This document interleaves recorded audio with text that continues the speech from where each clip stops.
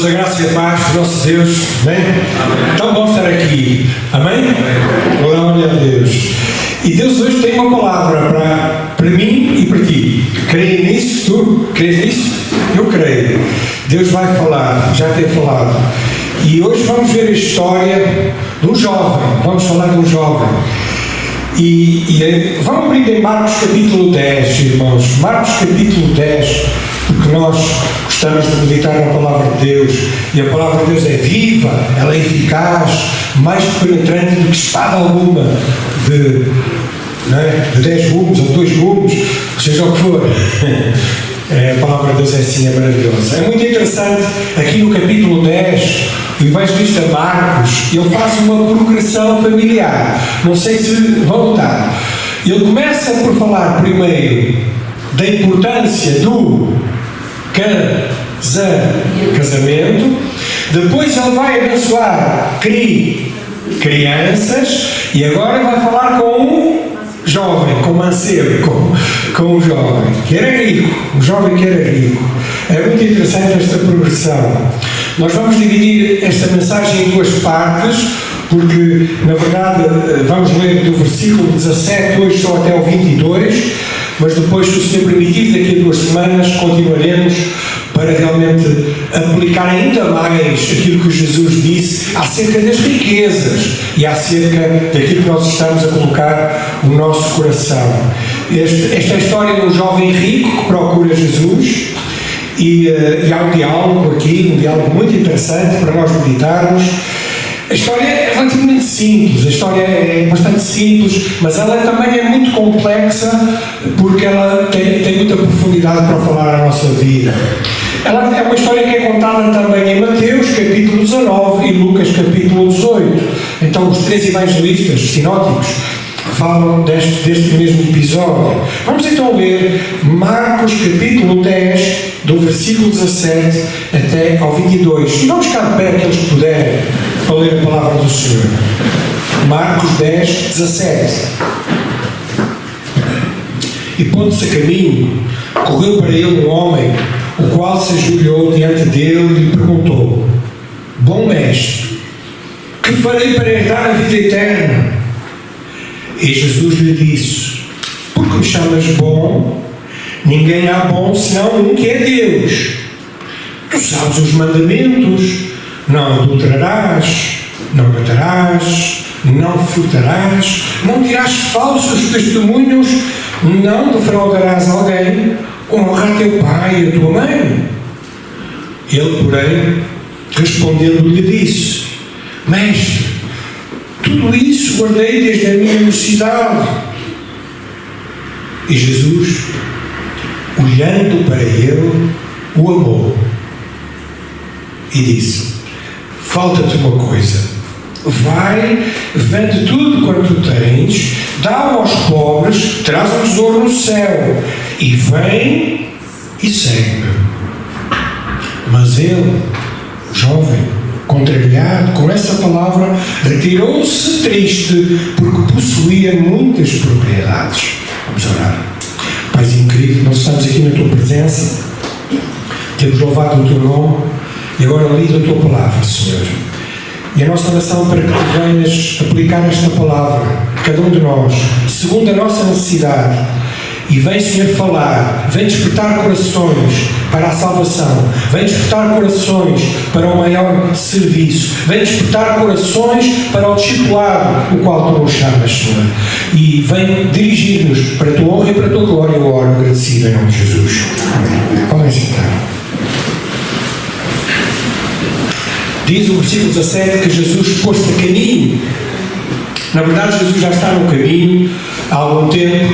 Temos acompanhado este trajeto em Marcos, vamos no capítulo 10 e temos acompanhado desde o capítulo 1 este trajeto de Jesus no caminho.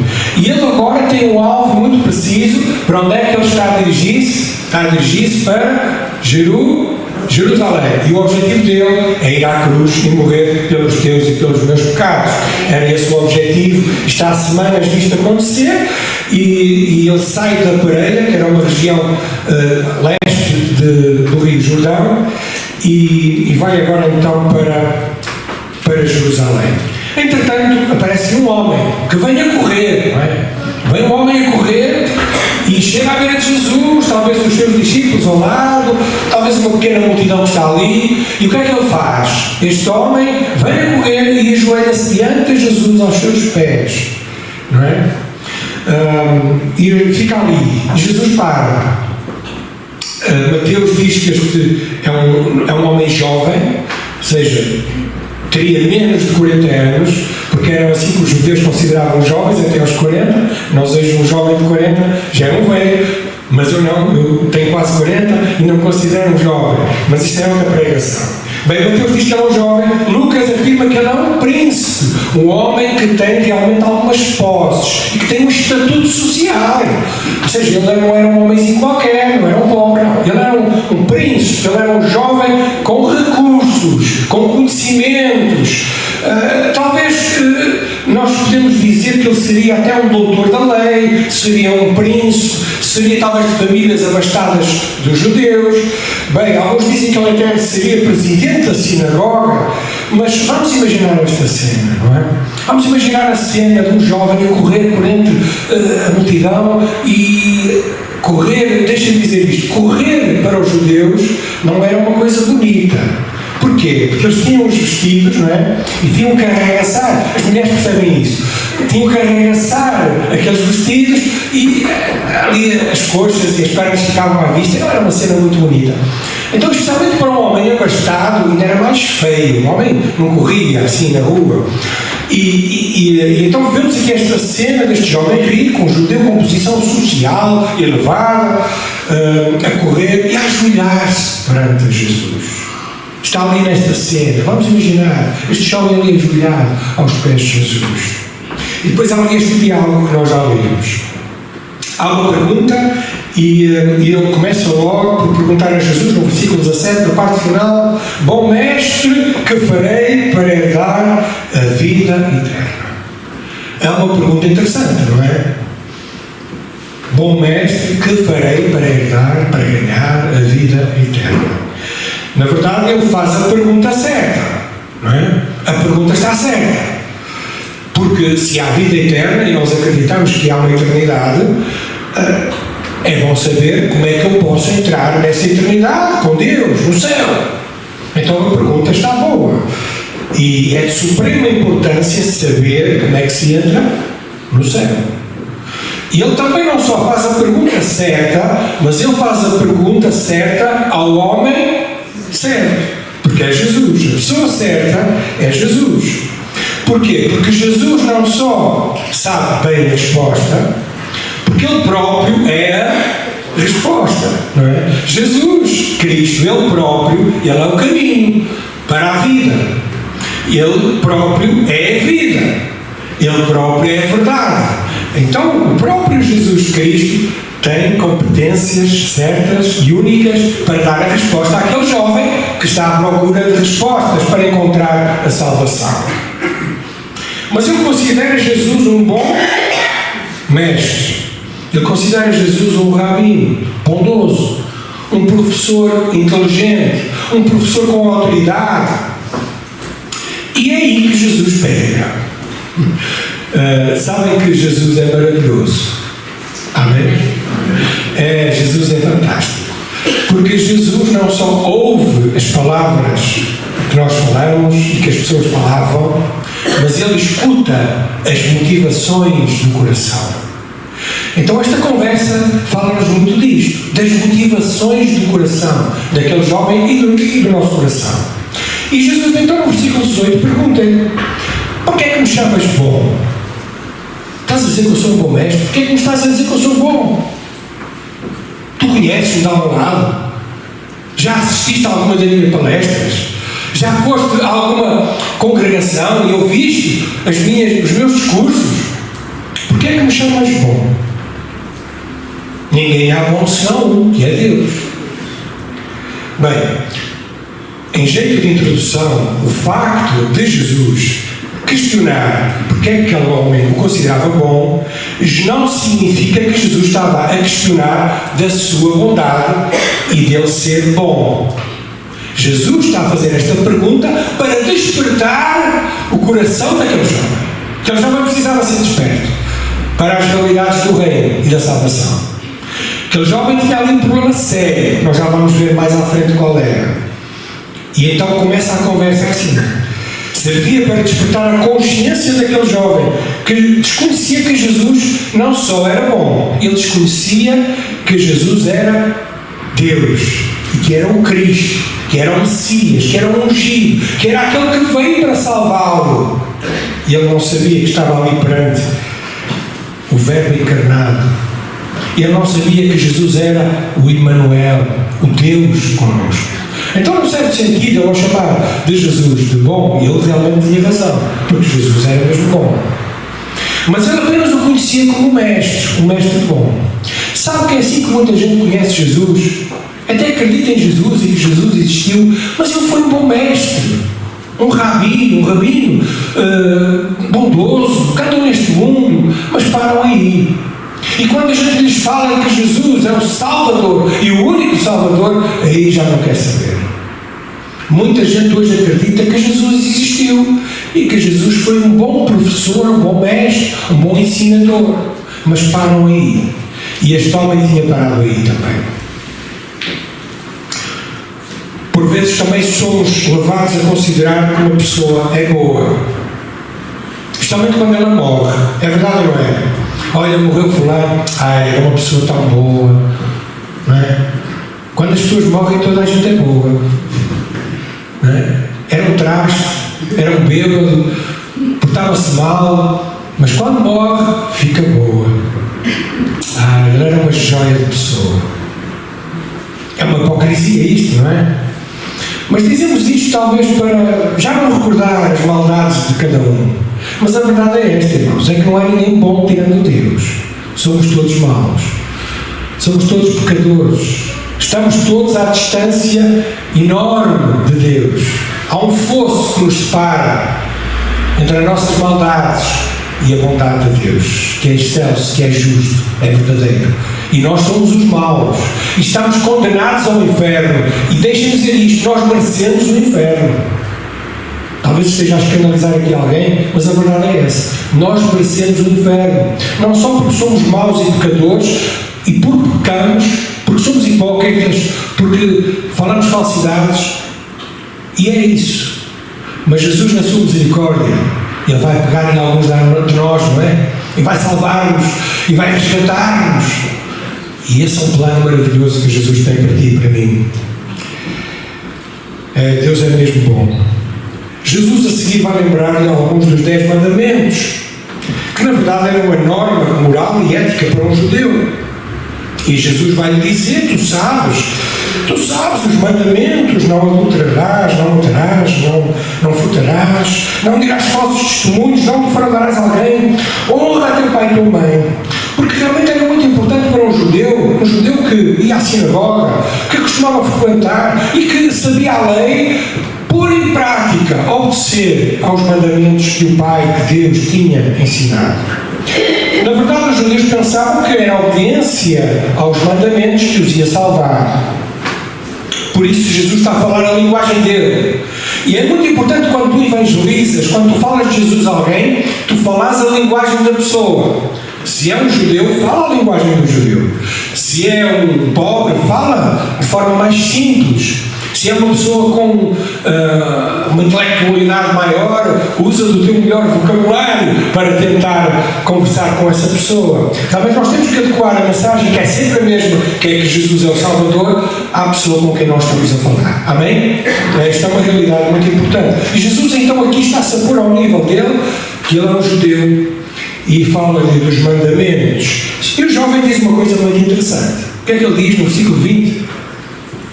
Que ele tinha desde a sua infância ou adolescência. Algumas versões dizem adolescência, outras dizem infância. Na verdade, é desde que era pequenino, desde que passou a fase de bebê e de criança, ele sempre foi educado a obedecer aos mandamentos. E ele diz que tinha guardado estes mandamentos. Na sua autossuficiência, e deixem-me dizer, na sua talvez presunção, Aquele jovem achava que cumpriu todas as exigências da lei. Mas ao conhecermos nós a história já, nós sabemos que aquele jovem não cumpriu, mesmo neste diálogo, com as exigências da lei. Porque nós conhecemos a história. Na verdade, na continuação da história, nós percebemos que ele quebrou alguns mandamentos. Logo a começar com o primeiro, que é fazer de Deus o único.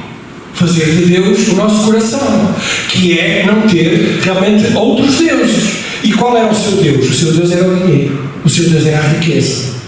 E ele então fez das riquezas o seu Deus, já estava a quebrar o primeiro mandamento. E também quebrou o nono, dando falso testemunho dele próprio. Porque ele não estava a testemunhar do bem, estava a testemunhar do mal, amando as riquezas. Também o 10º mandamento, porquê? Porque ele cobiçou e amou o dinheiro e os bens mais do que a Deus. Então, na verdade, ele não estava a ser justo, porque bastava quebrar um mandamento para ser culpado de todos. É o que disse também o apóstolo Paulo.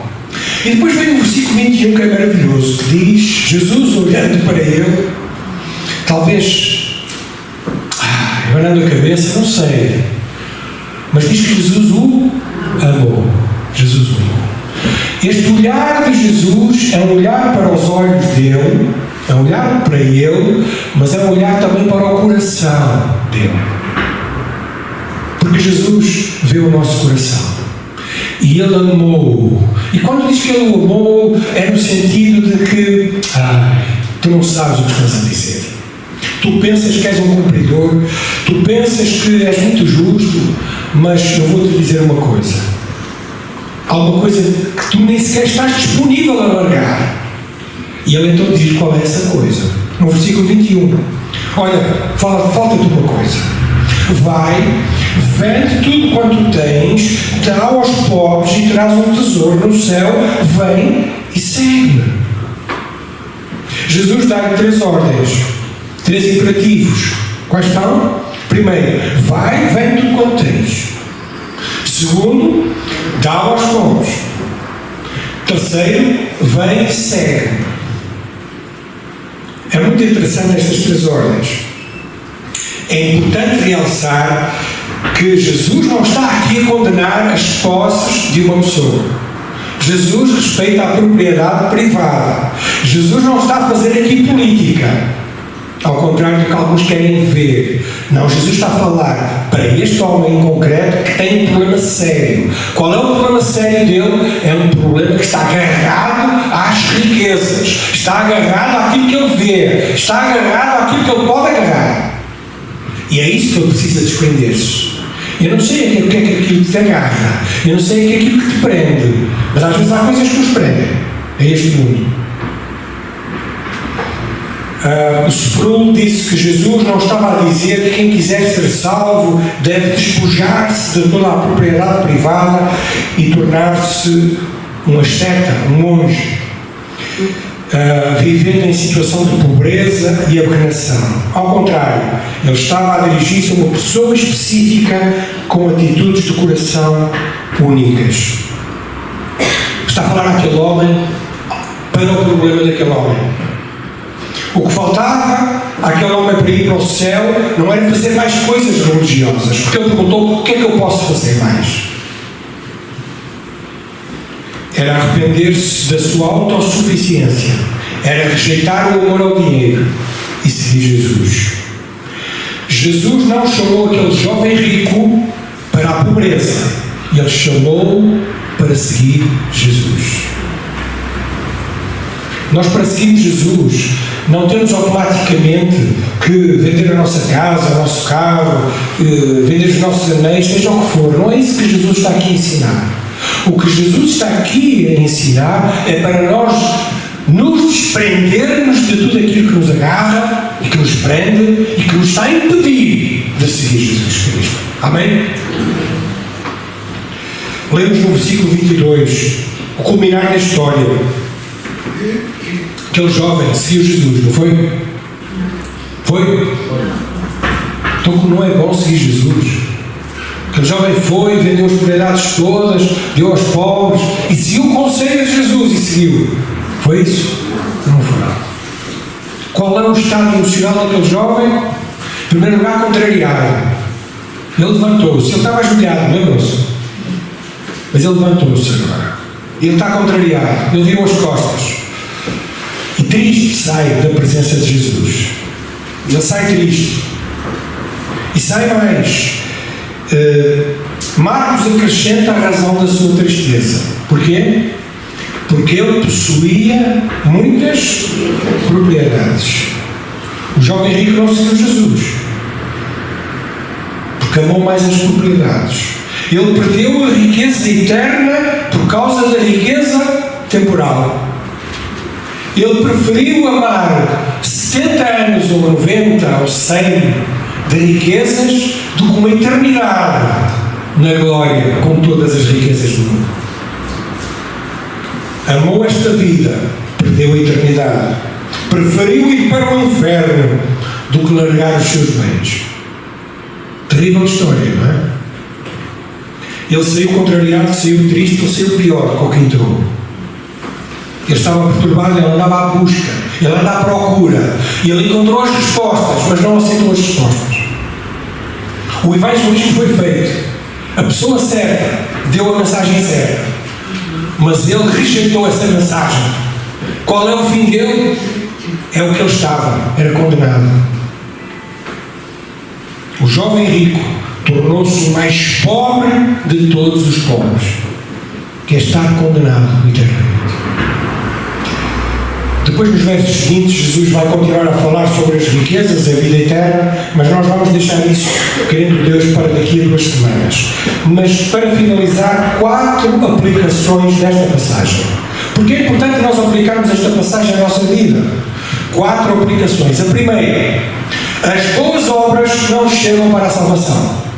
As boas obras não chegam para a salvação.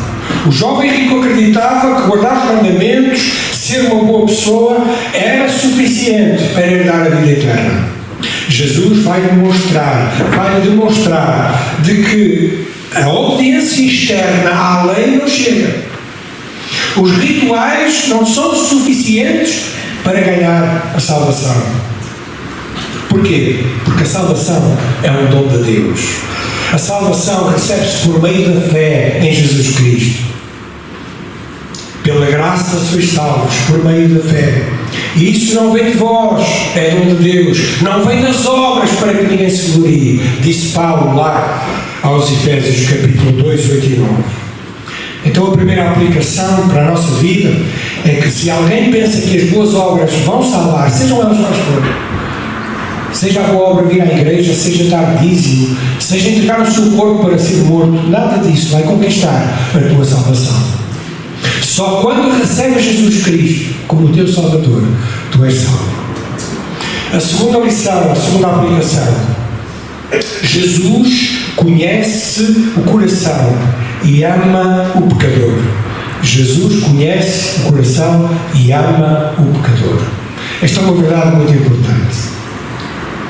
Porque Jesus, a despeito de toda a confusão que estava na cabeça daquele jovem, Jesus, nós vemos que o amou. Jesus ama os pecadores. Por pior que eles sejam pecadores religiosos, sejam pecadores que andam no mundo, perdidos de qualquer maneira. Jesus olhou para aquele jovem e amou. Mas também ele lhe disse o que é que ele precisava ouvir e fazer. O amor de Deus não é superficial. O amor de Deus é verdadeiro. É um amor que confronta, é um amor que explica, é um amor que dá desafios, é um amor também que fala a verdade e convoca à mudança. E esse é o amor de Deus. Não é um amor para ficarmos sentados na cadeira. É um amor que nos leva à ação. E esse é o amor de Deus. Deus prova o seu amor para connosco, em que Cristo morreu por nós, sendo nós ainda pecadores. Romanos 5:8. O amor de Deus, então, é um amor provado, é um amor demonstrado através de Jesus Cristo. Ele morreu por ti, pelos teus pecados. Terceira aplicação: O apego aos bens materiais é um obstáculo espiritual. Quando Jesus pediu àquele jovem que vendesse tudo o que possuía e desse aos pobres, aquilo servia para expor o coração dele. Quem prendia aquele jovem? Eram os seus bens, eram as suas riquezas. Era ali que estava a sua segurança. Ele confiava naquilo. E ele não estava disposto a abrir mão daquilo para seguir Jesus. A pergunta é: o que é que tu estás disposto a abrir mão para seguir Jesus? A saída triste daquele jovem mostrou que as suas posses ocupavam o lugar central da sua vida. O que é que o teu coração está cheio? Qual é o teu último pensamento quando tu te deitas? Normalmente é isso que tu amas. E se tu pensas nisso todos os dias, todas as noites, antes de dormir, é isso que está no teu coração. Quando tu acordas, o que é que tu pensas? Para onde vai o teu coração? O que é que tu queres? O dinheiro, os bens, qualquer outra coisa que domine o nosso coração pode tornar-se um ídolo. O dinheiro em si não é mau, irmãos. Os bens não são maus. Se eu perguntasse aqui a alguém se gostava de ter um carro melhor, toda a gente vai dizer que gostava de ter um carro melhor. E não tem problema nenhum nisso. O problema não está em termos bens. O problema está onde está o nosso coração. Estão nesses bens. É esse é o problema. O que é que diz Timóteo? Paulo lá, Timóteo, diz que o amor ao dinheiro é raiz, o amor ao dinheiro é raiz de toda a espécie de males. E nessa cobiça, nesse desejo, alguns se desviaram da fé e se despassaram a si mesmos com muitas dores. Então o problema não está no dinheiro, o problema não está nos bens, não está nas coisas, o problema está no amor ao dinheiro, às coisas. E é esse aí o problema. Bem, Jesus foi muito claro lá em Mateus, capítulo 6, versículo 24. Eu gostava que vocês abrissem a vossa Bíblia, Mateus 6, 24.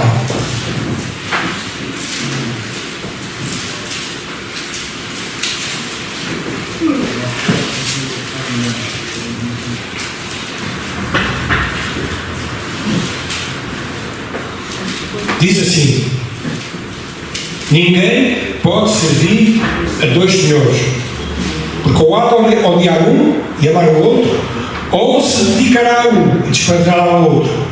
Não podeis servir a Deus e a Mamon. Ora, o que é este Mamon? Este Mamon são as riquezas. É o Deus das riquezas. E Jesus está a ser muito claro aqui. O nosso coração só tem lugar para uma pessoa. Ou para Deus, ou para as riquezas. Se tu amas e enches o teu coração das riquezas, tu estás a servir as riquezas. E quem diz as riquezas diz outra coisa qualquer. Diz os bens, diz a família, que em si é um bem bom. Eu não estou a dizer que não devemos amar a nossa família, mas se o nosso coração está cheio só da família e não tem espaço para Deus, isso é um problema. É o trabalho, é o carro, é os sonhos que nós temos. Quem é que está cheio do teu coração? Nós não podemos servir a dois senhores, porque ou vamos odiar a um e amar a outro. O que é que tu amas? O que é que tu serves? O que é que tu odeias?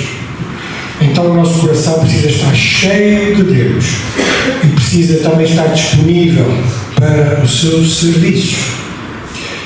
Por último, irmãos, voltando para a nossa passagem de Marcos, vamos à última aplicação. O discipulado envolve entrega total. O último convite de Jesus foi para que vem e segue. Vem e segue.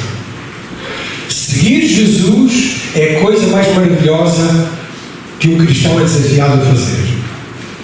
Nós não somos só convidados a vir à igreja, a orar, a sermos boas pessoas, cumpridores. Nós não estamos convidados só a receber Jesus. Nós, discípulos de Jesus, estamos convidados a segui-lo. Amém?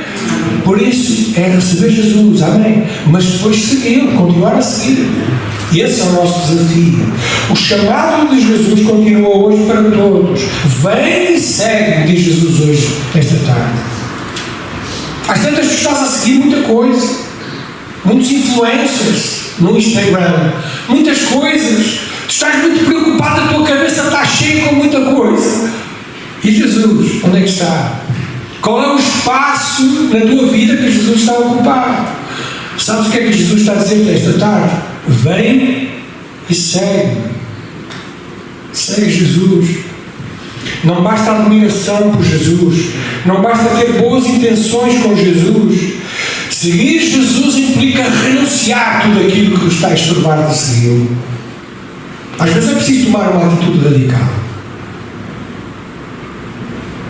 Às vezes é um vício que te está a impedir de seguir bem Jesus.